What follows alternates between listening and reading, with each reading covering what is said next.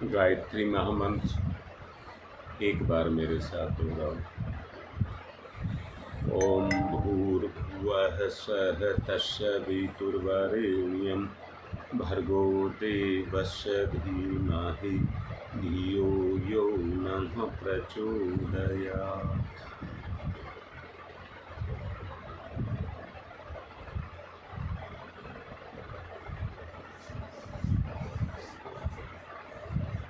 आज मैं आप लोगों से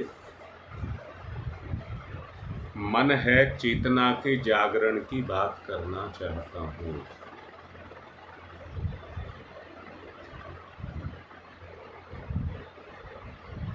क्योंकि अंदर से महसूस हो रहा है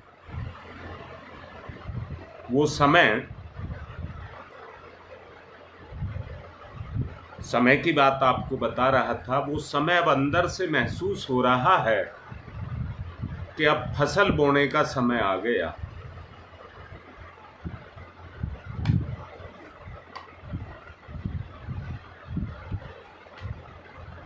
और उसके लिए मेरे मन में एक बात आ रही है, आप मेरा साथ देना।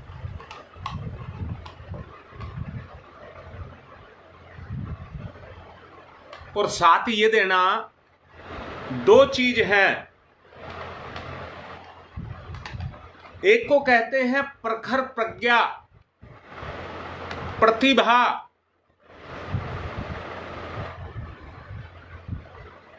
और दूसरी को कहते हैं संकीर्ण स्वार्थपरता।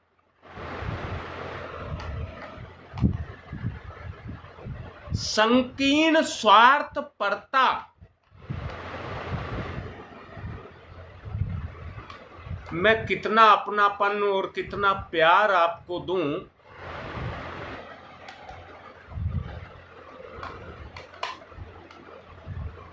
पहले मैं इन दोनों के बारे में आपको बताना चाहूंगा, जिससे आपको ये महसूस हो कि हम कौन से रास्ते को पकड़ें।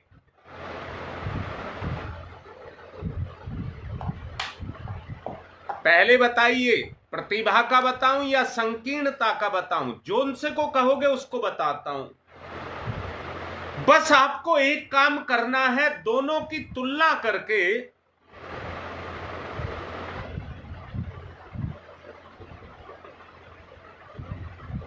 ये देखना है कि मेरा फायदा किधर है।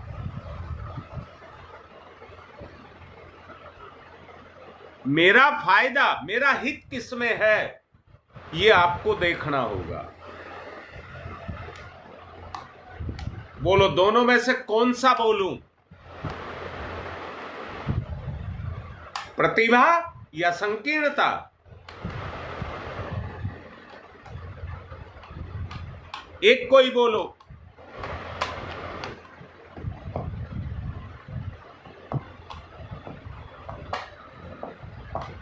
चलिए, अभी किसी का संदेश नहीं आया, इसलिए मैं सबसे पहले संकीर्णता को बताना चाहूंगा। संकीर्णता,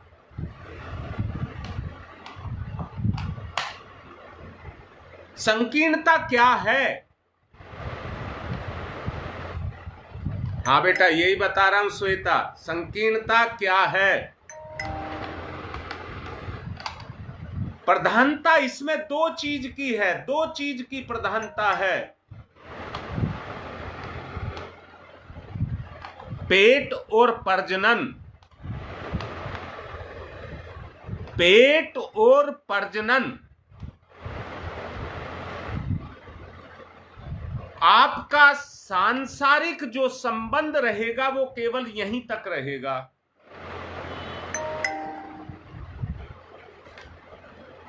और वो रिश्ता शरीर का रिश्ता होगा।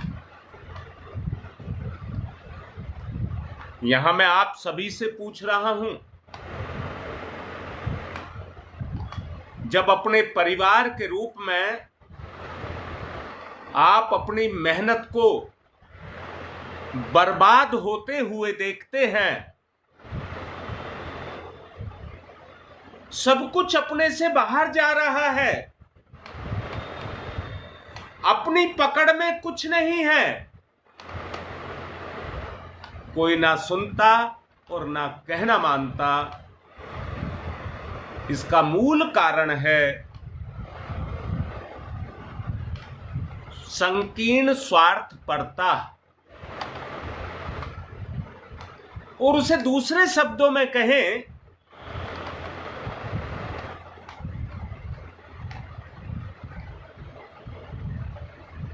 तो ये कह सकते हैं, ये व्यक्ति के पतन का एक रास्ता है।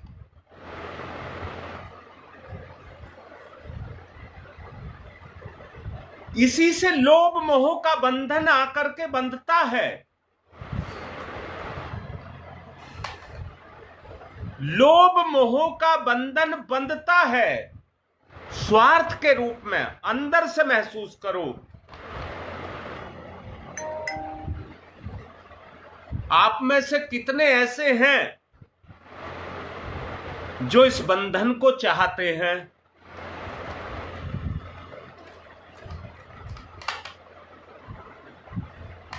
भाई लिखो, लिख के मुझे भी संतुष्टि होती है। आप में से कोई ऐसे हैं जो इस बंधन को चाहते हो? एक बात बताऊंगा,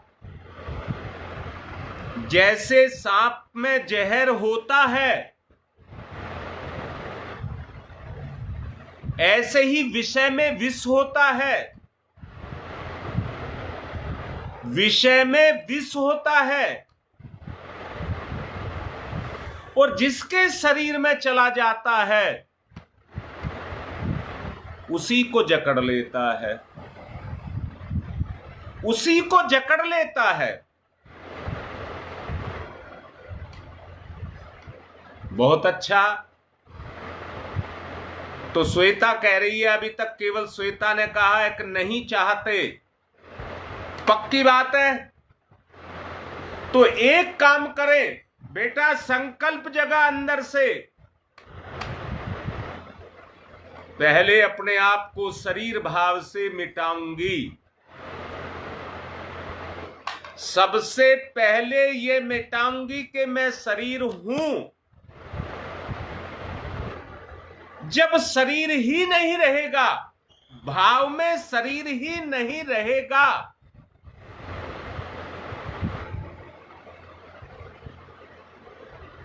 जो मिल गया वो प्रसाद।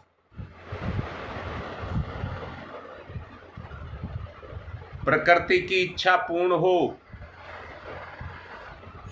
शरीर के रूप में मेरी डोर मेरे भगवान के हाथ में। इच्छाएं खत्म, इच्छाएं खत्म। एक बात कहूंगा यहां पर, सब ध्यान से सुन लें। जैसे सूरज में प्रकाश होता है और प्रकाश के अंदर पोषण की सभी शक्तियां विद्यमान हैं, ऐसे ही हमारे अंदर विचार होता है, विचार। और विचार में भी पोषण की सारी शक्तियां मौजूद हैं।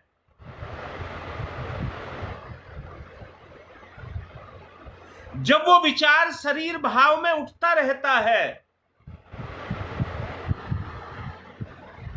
तो उसके द्वारा संकीर्ण स्वार्थपरता का जन्म होता है। और मैंने कहा विषय विष है, विषय विष है और हम उसको ले रहे हैं। प्रधानता उस भोग विलास की नहीं है, प्रधानता आपकी विचारधारा की है। क्योंकि चैतन्य वो नहीं है, इच्छा चैतन्य नहीं है, चैतन्य विचार है। विचार से आपकी इच्छा चैतन्य होती है और उसी से सक्रिय होती है।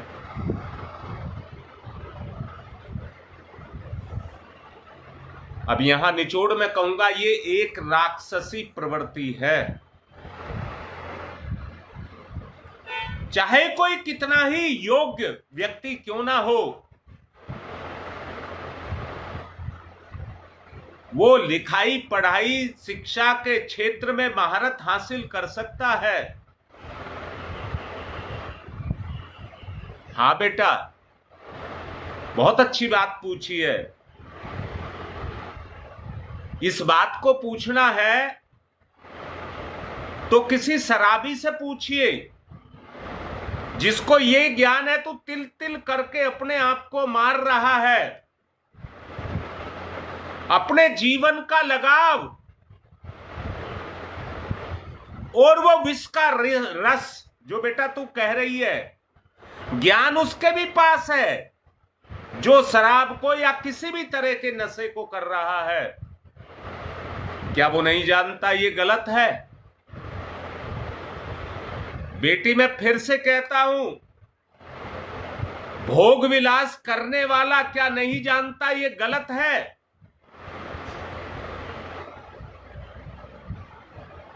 परंतु जीवन को बर्बाद करने के लिए उसी विषय में विष को लेता है, ये राक्षसी वृत्ति है। ललिता बोल बेटा, बोल बेटा, समझ आई मेरी बात? ये प्रत्यक्ष दिख रहा है कि नहीं दिख रहा?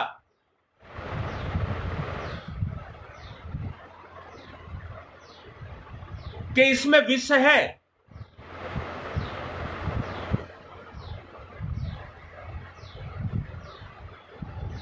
अब बेटा यहां मैंने अभी कहा है, आसक्ति आपकी इच्छा में है, मैग्नेटिक फील्ड की तरह से, मैग्नेटिक फील्ड की तरह से।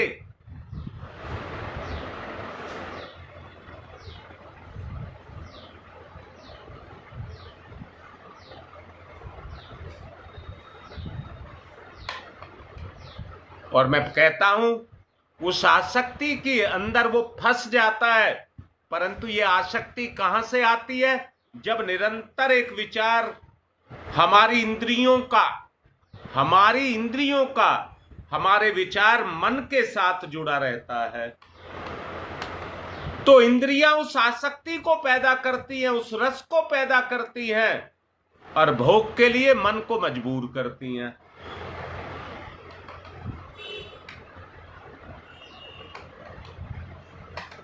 बोलो बेटा,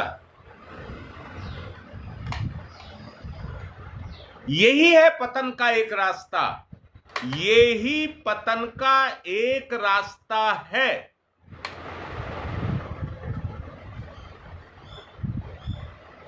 राकेश, बात बताओ कैसी लग रही है भाई?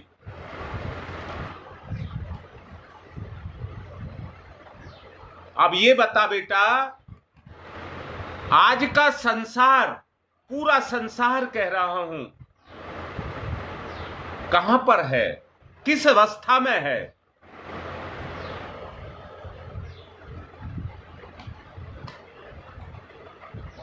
नहीं बेटा, अभी दोनों की बात नहीं की है, दोनों में है। अभी जो बात की है वो केवल सांसारिक की है। अच्छा बताओ, ये संसार की राक्षसी वृत्ति है या नहीं है?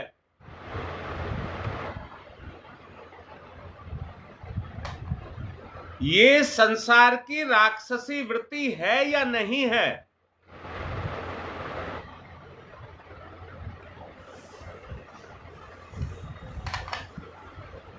अगर है तो हमें इससे बचकर के रहना चाहिए या नहीं?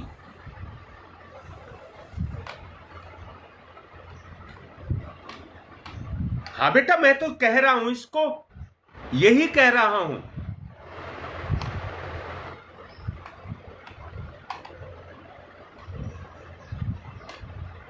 तो ये आपके सामने चुनौती खड़ी है। आप कुछ कहिए, आप कुछ बनिए, आप शरीर को खूब सजाइए, खूब बनावट करिए, कोई फर्क नहीं पड़ता। फर्क पड़ता है आसक्ति से, और आसक्ति के जो आधार बताए वो पेट और प्रजनन, पेट और प्रजनन। ये मेरी आवश्यकता नहीं है। संसार में मुझे रहना है तो ये मेरी आवश्यकता है, मुझे इससे बाहर जाना है, और ये जहर है।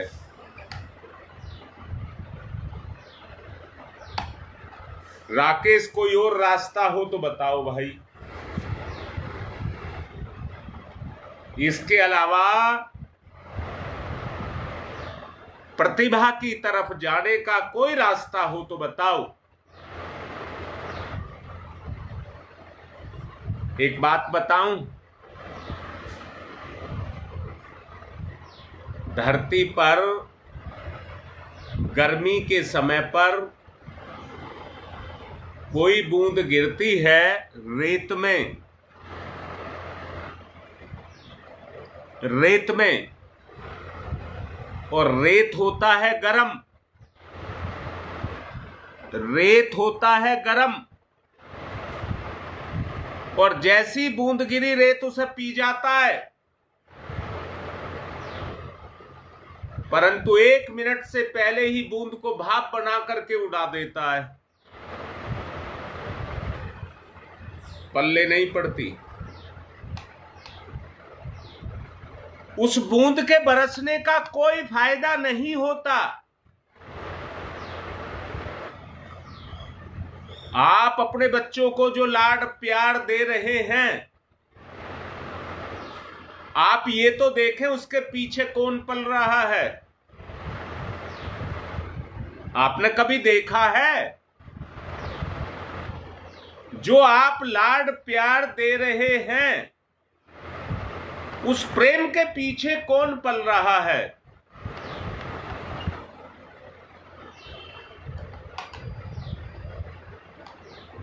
आंखें मूंद करके नहीं चलना है, आंखें खोल करके चलना है। शकुंतला, बताओ किधर कैसे चला जाए? सब कहेंगे प्रतिभा की तरफ, मुझे पता है सब प्रतिभा की तरफ चलना के लिए कहेंगे, परंतु जब तक संकीर्णता को नहीं छोड़ोगे,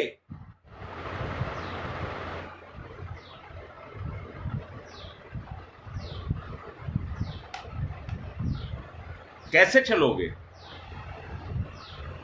सबसे पहले संकीर्णता को छोड़ना पड़ेगा, लक्ष्य बनाना पड़ेगा, और उस लक्ष्य की पूर्ति करनी पड़ेगी।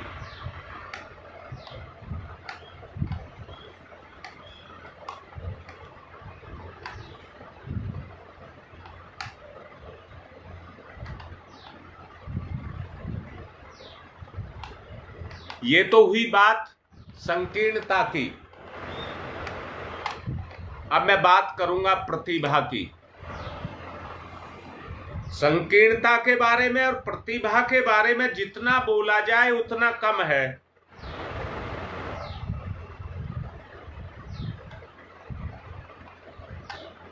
दुर्बुद्धि ही अपने ऊपर कहर बरसाती रहती है। राकेश, से एक बात पे आओ भाई, सारे हो, ये परिवार है हमारा। आप ये कहिए ये हमारा परिवार है, तो अपने परिवार को आप अपने विवेक से सलाह दें, हमें किस तरफ जाना चाहिए। गुरु पूर्णिमा आ रही है, पहले से ही पक्के हो जाइए।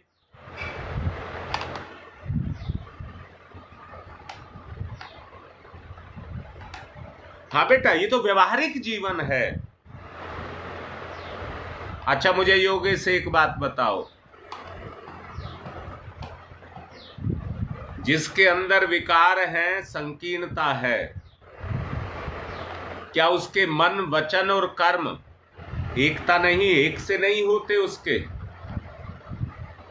इतना जरूर है कि कर्म में वो बुराई को छुपा करके चलता है, बस। विचार पर पर्दा डालने की बात करता है।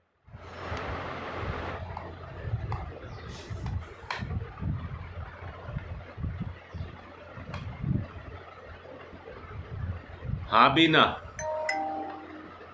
अब मैं ये कह रहा हूं, सारे समझदार हो, सारे जिम्मेदार हो इस परिवार के, बताओ इस परिवार को किस रास्ते पर चलना चाहिए? बोलो भाई बोलो, ऐसे काम नहीं चलेगा।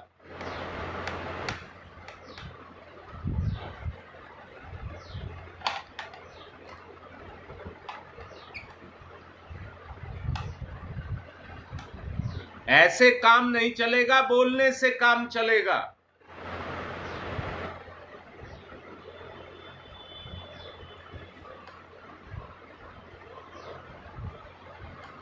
अब रीता एक बात बता, कौन चलेगा?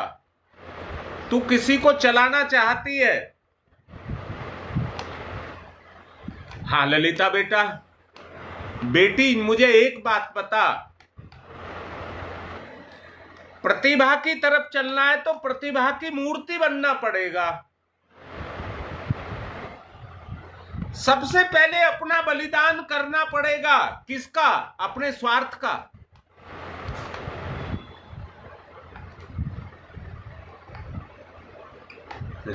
अब सही लिख रहे हो कि नहीं लिख रहे? तो उस काम की शुरुआत कौन करेगा? क्या चोरी करोगे बाद में किसी घर में? राकेश कर लेगा, मैं इसकी चुरा के ले आऊंगा। क्या ये हो नहीं रहा है? कल मैं पूजा से कह रहा था, पूजा का कल फोन आया था मेरे पास बुराड़ी से, जब कोई मुसीबत आ जाए तो गुरुजी के पास चलो, और मुसीबत टल जाए तो अपने रास्ते चलो।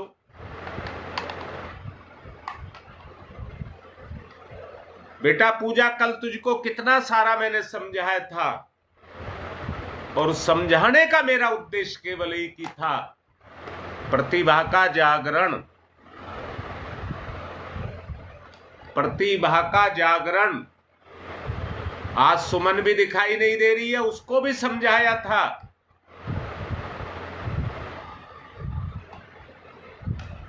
तो भाई शकुंतला, एक बात निश्चित करो, करो या मरो।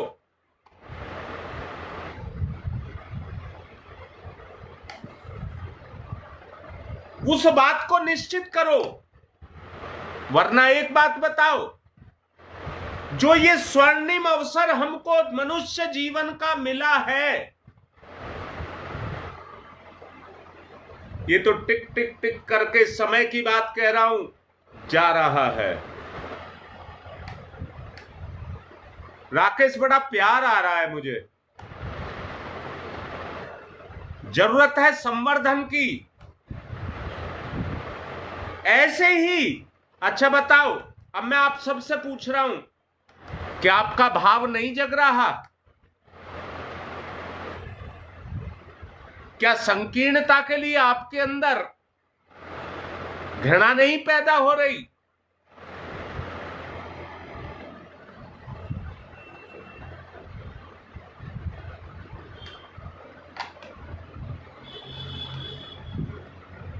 कल एक कार्यकर्ता मेरे से कह रहे थे,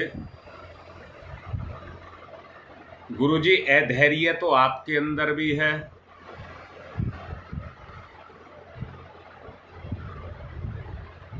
मैंने कहा, मेरा बड़ा हितैषी है ये, जहां टपकता हो, दिखता हो,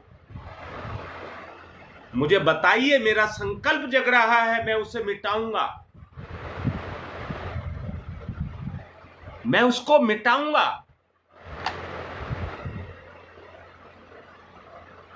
कहने के बाद उदाहरण देकर करके बता रहा हूं, बात हमारी पूरी हुई, परंतु उसकी अंतर चेतना ने उसको काटना शुरू कर दिया। दिखाई नहीं दे रही है, लाइन पर होगी जरूर। उसकी अंतर चेतना ने काटना शुरू कर दिया और एक आध घंटे में ही फोन पर फोन आने लगे। मैं दूसरी जगह बात कर रहा था, इतने में 5 बार फोन आ गया और रोने लगी। रोने लगी, मेरे से गलती हो गई, मेरे से गलती हो गई। मैंने क्या गलती हो गई? किसी की कमी बताना गलत बात है क्या? तूने किसी के सामने बताई है क्या? मेरा अपमान किया है क्या? शालीनता से नहीं बोली क्या? परंतु कहती है मेरी अंतरात्मा कचोट रही है, मैं बहुत देर से रो रही हूं, अब मुझसे नहीं रुका जा रहा, इसलिए माफी मांग रही हूं। यह है भावना का विकास, यह है भावना का विकास।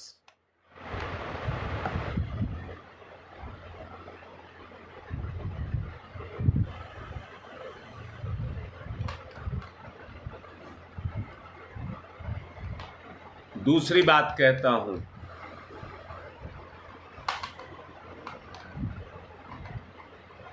कल मैं फैक्ट्री गया था तो बेटा मेरे से कह रहा था, पापा यदि तुम मेरा साथ दे देते तो मैं कितने आगे निकल गया होता।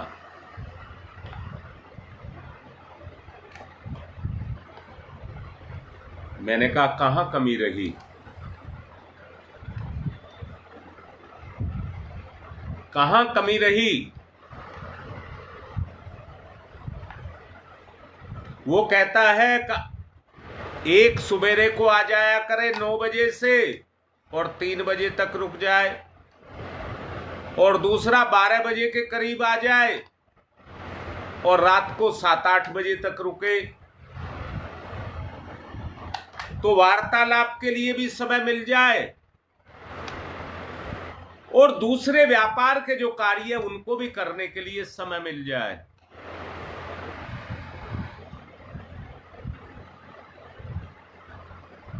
मैंने उसको कोई जवाब नहीं दिया, कोई जवाब नहीं दिया। मन में केवल एक बात आई, तेरी इस कमी को भी पूरा करूंगा।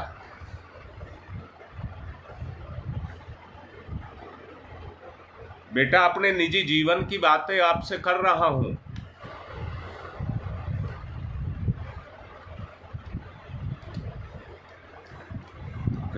कल रात की बात है, आज से ही मन में ये आ रहा है, अभी उसे फोन करूंगा, कहूंगा कि तू आराम से आना, मैं जा रहा हूं।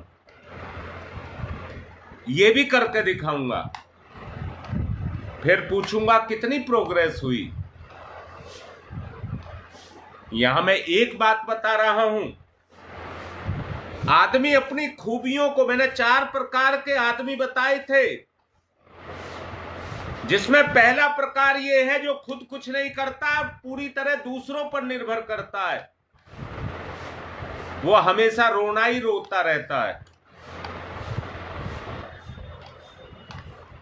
वो हमेशा रोना ही रोता रहता है। उसकी इच्छा की कभी पूर्ति नहीं होती, क्योंकि वहां त्याग नहीं होता।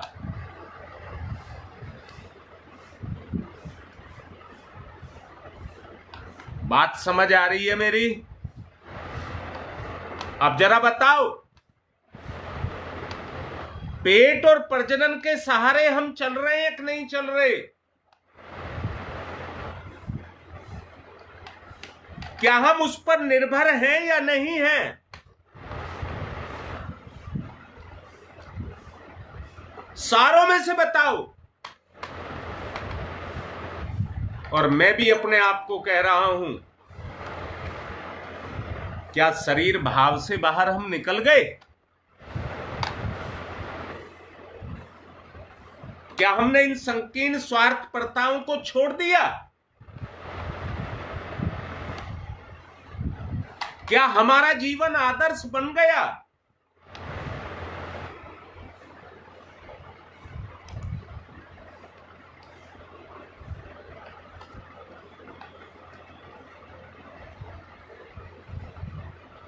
नाम नहीं बताऊंगा, हमारी बहुत अच्छी कार्यकर्ता है, रोज काम करती है, गुरु का कुछ ना कुछ काम रोज करती है। लड़की है, अभी शादी नहीं हुई है, लड़की है, शादी करना भी नहीं चाह रही। मैंने कल बहुत देर तक, लगभग पौना घंटा के आसपास, 40-45 मिनट उसे बड़े गहरे से समझाया। उसका वो भाव जगाया। शब्द को सुन लेना, उसका वो भाव जगाया। कौन से वाला जो रो करके कह रही है मेरे से गलती हो गई, गलत विचार आ गया। जब तक ये पश्चाताप अंदर नहीं जगेगा, जब तक ये पश्चाताप हमारे अंदर नहीं जगेगा, ललिता बेटा, जिस उत्थान की बात कर रही है उस उत्थान की शुरुआत नहीं कर सकेंगे। हम समय टाल रहे हैं, हम समय को टाल रहे हैं। आज का दिन काट रहे हैं, आज मौज कर ले कल शुरू करेंगे, आज मौज कर ले कल शुरू करेंगे।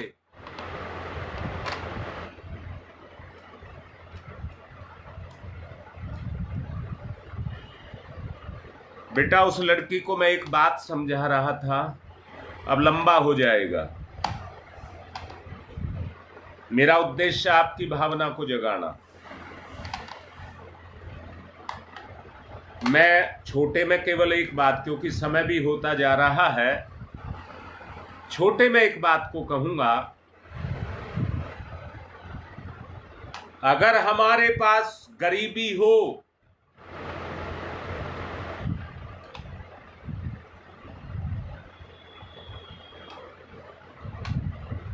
और कोई साधन ना हो, और यहां तक भी हो पेट के लिए भी हमारे पास पर्याप्त ना हो, बेटा तोलना मेरी बात को। मैं गिड़गिड़ा करके कह रहा हूं, तोलना मेरी बात को। गिड़गिड़ा रहा हूं।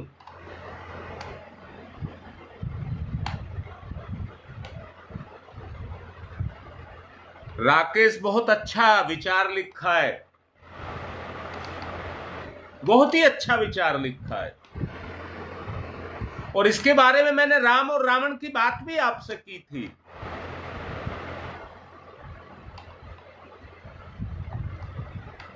मैंने अभी आपसे कहा कि आपके पास में भौतिकता के सांसारिक रूप में अपनी आवश्यकताओं को करने की पूर्ति के लिए भी पर्याप्त ना हो।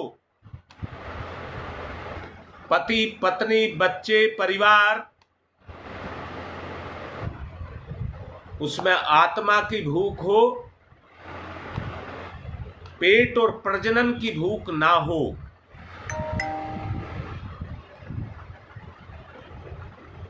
केवल आत्मा की भूख हो, पेट और प्रजनन की बात ना हो, तो आत्मा आत्मा के साथ मिलकर के आत्मीयता पैदा करे, और सांसारिक जितनी इच्छाएं हैं वो गौण होती चली जाएं, वो गौण होती चली जाएं। एक छोटी सी उदाहरण कहानी के रूप में बताना चाहता हूं, उसके बाद समापन की तरफ चलूंगा। एक बच्चा, एक लड़का बचपन से ही आत्मा में विश्वास करता था। आत्म जागरण के लिए साधना करता था।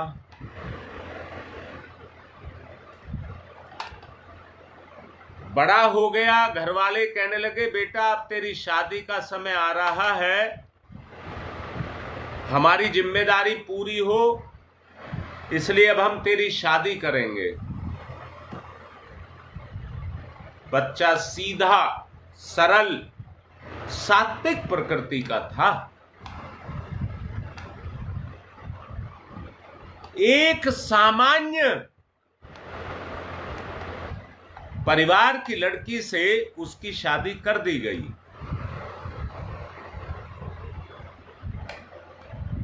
परिवार झोपड़ी में रहता था। जो उसकी पत्नी आई, उस झोपड़ी के साथ एक बहुत आलीशान मकान था।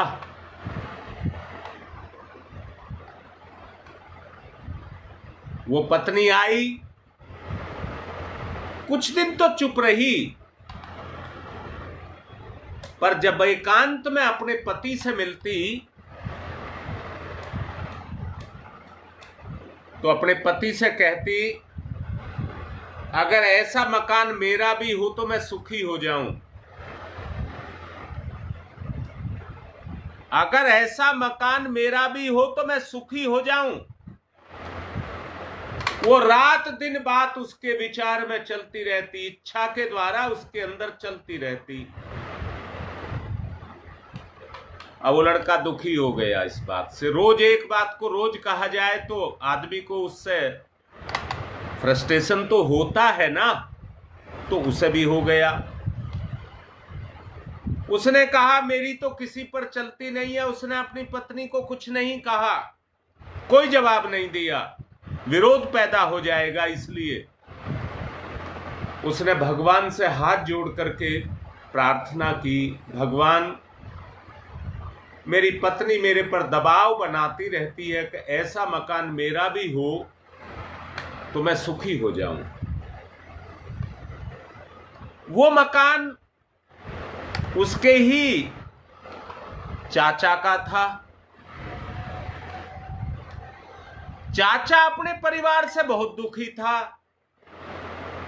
वो कहता था ये धन दौलत, ये साधन, ये किस काम के हैं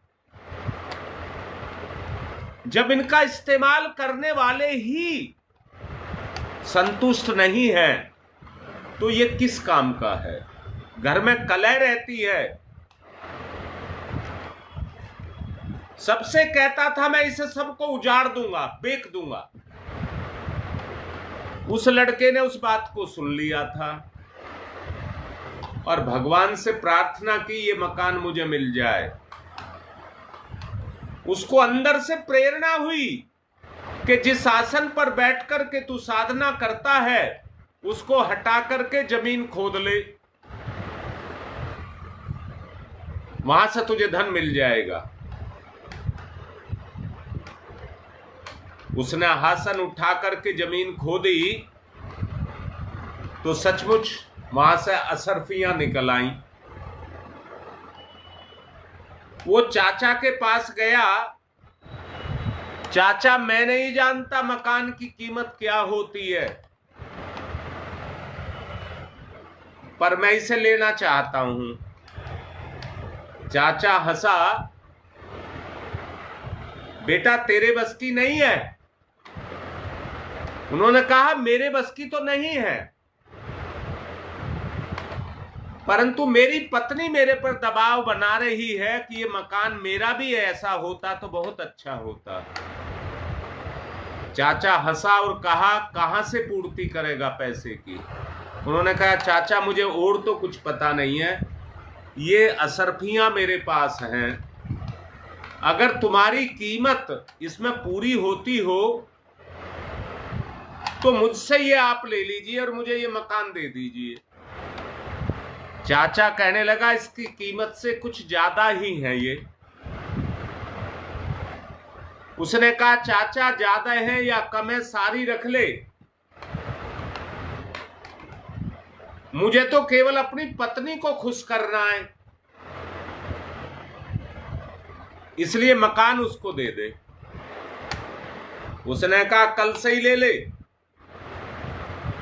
कल से ही ले ले।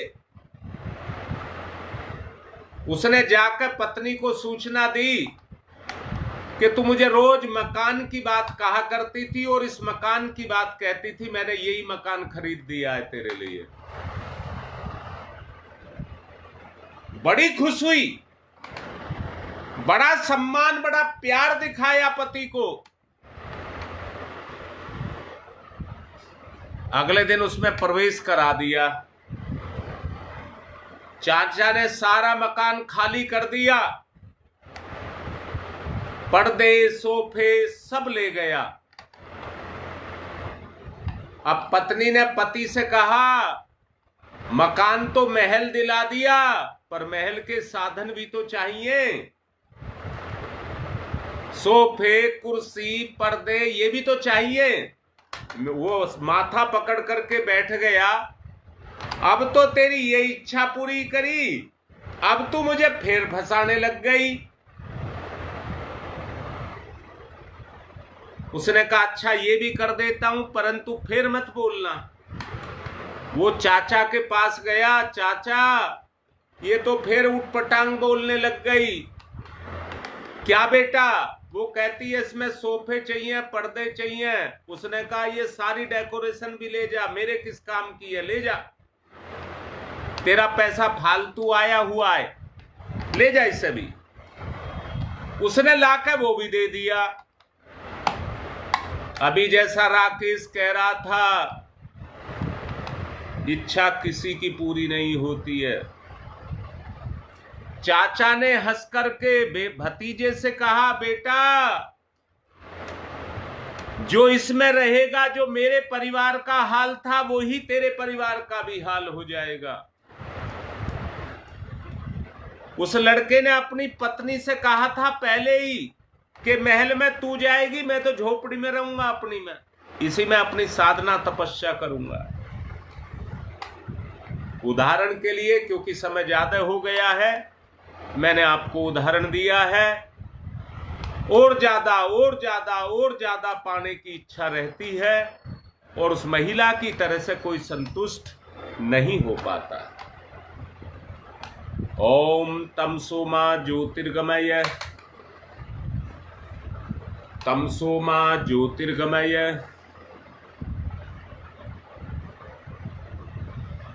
तमसो मा ज्योतिर्गमय,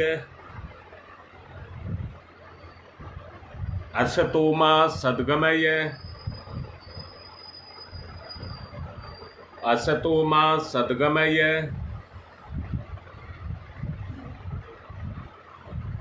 असतो मा सद्गमय, मृत्योर्मामृतं गमय, मृत्योर्मामृतं गमय, मृत्योर्मामृतं गमय, तमसो मा तमसो मा तमसो मा ज्योतिर्गमय, ज्योतिर्गमय, ज्योतिर्गमय, असतो मा अस्तो मा अस्तो मा सद्गमय, सद्गमय, सद्गमय, मृत्योर्मा मृत्योर्मा मृत्योर्मामृतं गमय, अमृतं गमय, अमृतं गमय।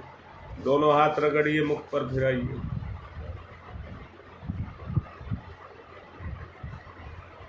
आज मैंने संकीर्णता की बात आपको बताई है, कल प्रतिभा की बात आपको बताऊंगा। बहुत कुछ गहन चिंतन करना।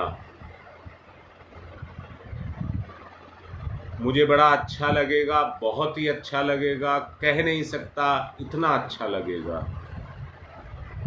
अगर आत्मीयता को जगाया जाए। जैसे कल मैंने कहा, उसने 5 कोल की और रोती रही। ये आत्म भाव का जागरण है, आत्म भाव का जागरण है। जो आंसू निकले वो धुलाई करते हैं, धुलाई करते हैं। अंदर से कहते अब ऐसा नहीं करना है, अब ऐसा नहीं करना है। आज की बात को यहीं पर पूर्ण कर रहा हूं। आशा करता हूं आपसे आप सोचेंगे, समझेंगे।